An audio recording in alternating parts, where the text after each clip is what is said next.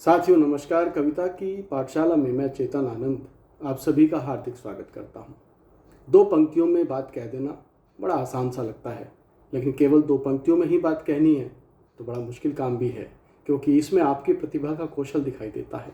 और गज़ल में यही काम होता है, अनुशासन में रहकर, बंदिश में रहकर अपनी दो पंक्तियों में केवल बात कह देना, एक शेर में दो पंक्तियाँ जो होती हैं उसमें अपनी बात कह देना और सामने वाले को प्रभावित भी कर देना। कितना मुश्किल काम है जिसे हम बड़ा आसान समझते हैं। बड़ा ही मुश्किल काम है, और इस मुश्किल काम को थोड़ा और अनुशासन में लेकर आती हैं बहरें। तो आज गज़ल की एक और बहर पर हम चर्चा करेंगे, जिसका नाम है बहरे वाफिर। वाफिर अरबी भाषा का शब्द है, जिसका अर्थ होता है प्रचुर मात्रा में, काफ़ी मात्रा में। इसलिए मेरे गुरुदेव डॉक्टर कुंवर बेचैन ने इसको हिंदी में अपना नाम दिया। इसका नाम रखा प्रचुरी का छंद। ये प्रचुर मात्रा में कहते हैं तो प्रचुरी का छंद। बहरे वाफिर में बात कहना बड़ा मुश्किल है, बहुत मुश्किल काम होता है। इसीलिए बहुत कम शायरों ने बहरे वाफिर की सालिम जो बहर होती है उसका इस्तेमाल किया है, लेकिन कुछ एक ने किया है, कौशल दिखाने का प्रयास किया है। जिसने किया है वो केवल इसलिए किया है कि एक हाजिरी लग जाए, बहरे वाफिर में अपनी बात कह देना कि मैंने सभी बहरों में अपनी बात कही है। बड़ा मुश्किल है। बहरे हजज पे मैंने आपको पिछली बार बताया था, बहरे हजज का रुकन क्या है? मुफाइलुन। मुफाइलुन है ना, तो मफाइलुन, मफाइलुन एक रुकन हुआ। अब इसी में से जो माँ फा का डंडा ई बड़ी जो है और लुन, तो ई को तोड़ा तो ये जो गुरु है ना, जो मफाइलुन यानी लघु गुरु गुरु, लघु लघु को गुरु मान लेते हैं, तो लघु गुरु गुरु गुरु, ये इसका क्रम है। लेकिन इसमें बहरे वाफिर में क्या करते हैं? लघु गुरु और बीच वाला जो गुरु को लघु लघु और बाद में गुरु, ये हो जाता है। तो मफाइल तुन, मफाइल तुन इसका ये रुक्न है। मफाइल तुन, माँ छोटा, फा पे आकर डंडा, ये गुरु छोटी, छोटी के साथ ला, छोट लघु हो गया। और तुन, तुन को आप गुरु भी बना सकते हैं, ठीक है। लेकिन मफाइल तुन को इल को आप गुरु नहीं बनाएंगे, मफाई लतुन ऐसे आप लेकर चले तो इसमें हो सकता है मफाइल तुन। तो मफाइल तुन नहीं है, मफाइल तुन, ऐसे इसका हम रुकन को तोड़ेंगे। इस तरह से हम बात करेंगे। अरकान, अगर मफाइल तुन दो बार एक पंक्ति में लेते हैं और एक शेर में 4 बार मफाइल तुन का इस्तेमाल होता है, तो वो क्या होगा? बहरे वाफिर मुरब्ब सालिम। और अगर 6 बार इस्तेमाल हुआ, यानी 3 बार ऊपर पंक्ति में 3 बार नीचे, तो एक शेर में 6 बार इस्तेमाल हुआ तो क्या कहेगा? बहरे वाफिर मुसद्दस सालिम बहर कहलाएगी। और अगर 4 बार इस्तेमाल ऊपर होता है पंक्ति में और 4 बार नीचे होता है तो क्या होगा? मफाइल तुन मफाइल तुन मफाइल तुन मफाइल तुन। अगर इस प्रकार से 4 बार इस्तेमाल एक पंक्ति में होगा और पूरे शेर में 8 बार अगर इस्तेमाल होगा तो क्या बोलेंगे? बहरे वाफिर मुसम्मन सालिम। तो मुसम्मन सालिम पर हम आज बात करते हैं। हालांकि इसको आधा कर दोगे तो वह मुरब्ब भी बन जाता है, यह अपना अपना कौशल है। मैंने इसमें कुछ कहने के प्रयास किया। बहरे वाफिर बड़ा मुश्किल है लिखना, इसको अनुशासन बहुत है इसके अंदर, और बड़ा मुश्किल से इसमें अल्फाज पिरोए जाते हैं। बड़ा मुश्किल काम हो जाता है कि अपनी बात को पूरी तरह से कह देना। हाँ, लेकिन मात्रा पतन की छूट है इसमें। आप जैसे मात्रा पतन के मैंने नियम पहले अपने एपिसोड में बताए हैं, उसी हिसाब से चलेंगे तो इसमें मात्रा पतन कर सकते हैं। तो मफाइल, मफाई लतुन, लतुन में क्या कर सकते हैं? लघु और गुरु मान सकते हैं, यानी 3 लघु हैं तो लघु और गुरु का हम इस्तेमाल कर सकते हैं, ठीक है। तो मैंने लिखा, ना बात हुई ना रात हुई, ना नींद मिली ना ख्वाब मिला, तलाश किया चमन में हमें कहीं ना कभी गुलाब मिला।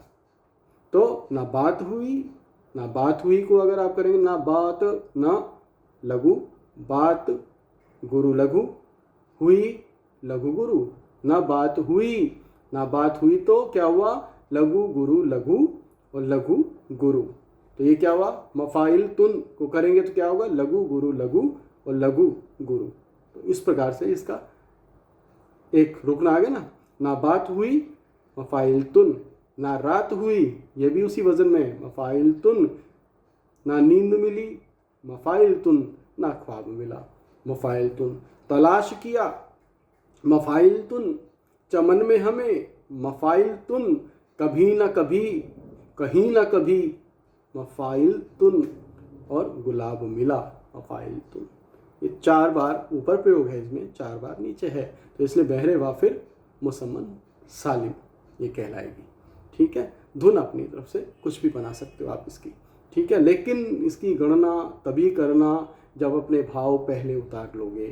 पहले जो मन में उमड़ घुमड़ हो रही है उसको कागज़ पर उतार लीजिए, उसके बाद इसकी तख्ती कीजिए, इसकी गणना कीजिए, इसका व्याकरण चेक कीजिए, तब आप इसमें खरे उतर सकते हैं। ऐसा नहीं है पहले दिमाग में लेकर मफ़ाइलतुन लिख लो, फिर उसमें शब्द पिरोने शुरू करो, तो भाव मर जाएंगे, भाव नहीं आने के।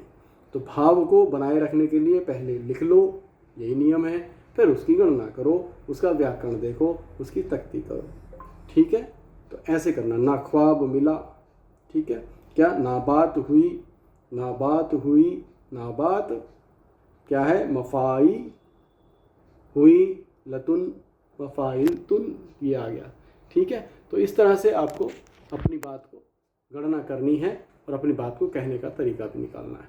ना बात हुई, ना रात हुई, ना नींद मिली, ना ख्वाब मिला, तलाश किया चमन में हमें। चमन में क्या है, लघु गुरु का, चमन में मफ़ाई हमें लतुन, ठीक है, लघु गुरु।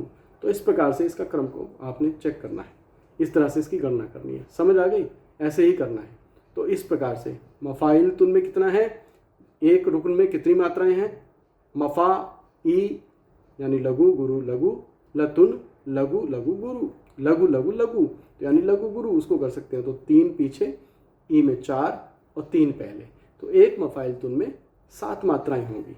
ठीक है, लेकिन ये वार्णिक छंद गज़लों में होता है, एक प्रकार से वार्णिक छंद है, यानी एक पंक्ति में जिस प्रकार से क्रम रखेंगे उसी प्रकार से नीचे भी वैसे ही क्रम होगा। मफ़ाइलतुन के नीचे मफ़ाइलतुन, मफ़ाइलतुन के नीचे मफ़ाइलतुन, तो ऐसे लेके चलेंगे। तो जैसे ना रात हुई, जैसे मैंने ऊपर रखा तो नीचे पंक्ति में लाया मैं, तलाश किया, ना रात तलाश हुई किया, बराबर वजन आ रहा है ना रात लघु गुरु लघु, तलाश लघु गुरु लघु, हुई लघु गुरु और नीचे किया लघु गुरु, तो वही वजन लेकर चलना है। ठीक है, इस तरह से आपको निभाना है, इसको इस तरह से आपको करना है, लिखना है। बहरे वाफिर है, अभ्यास ज़्यादा चाहिए इस बहर को अपनी पकड़ में लाने के लिए, अपनी ग्रिप में लाने के लिए अभ्यास दर अभ्यास करेंगे तो ही नौका पार होगी, नहीं तो बड़ा मुश्किल लगेगा इसको लिखना, इस बहर को लिखना।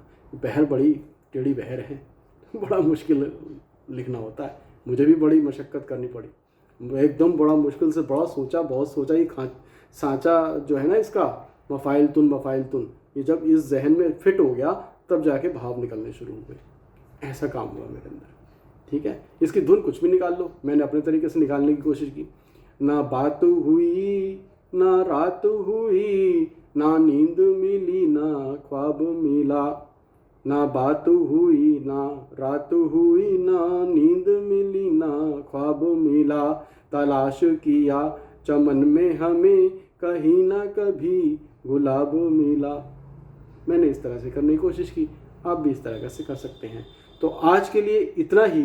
इस गज़ल पे अभ्यास ज़्यादा कीजिएगा और थोड़ी सी अगर आपको अच्छी लगे मेरी बात तो ये जो वीडियो है उसको आगे तक बढ़ाइएगा, क्योंकि मेरा संकल्प है एक नया रचनाकार सीखेगा तो 2 नए रचनाकार को वो सिखाएगा। तो इसको फॉरवर्ड भी करते रहिए, वीडियो अच्छा लगे तो पसंद भी करते रहिए, कमेंट भी कर सकते हैं। कोई बात समझ ना आए तो उस जिज्ञासा को शांत करने के लिए मुझसे आप प्रश्न भी कर सकते हैं, मैं उसका उत्तर दूंगा और उत्तर देने में मुझे खुशी होगी इस बारे में कि हम वास्तव में जिस पर हम चर्चा कर रहे हैं हिंदी साहित्य पर या गज़लों पर, उस पर जो है आपकी क्वेरी आ रही है।